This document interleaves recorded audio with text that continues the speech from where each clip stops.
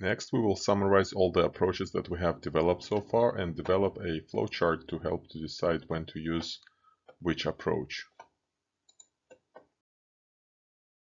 So, when presented with a limit problem that we either have never seen or do not recall, what do?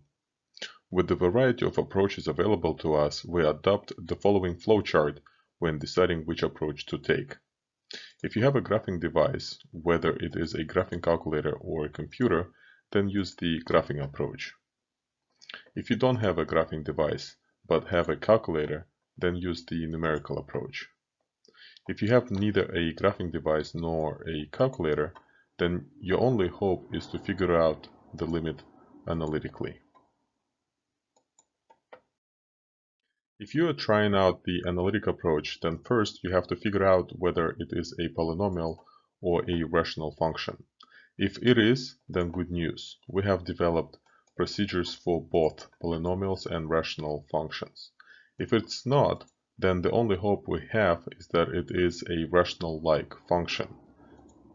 And if it's not, then it is quite possible that there is no way to find the limit analytically.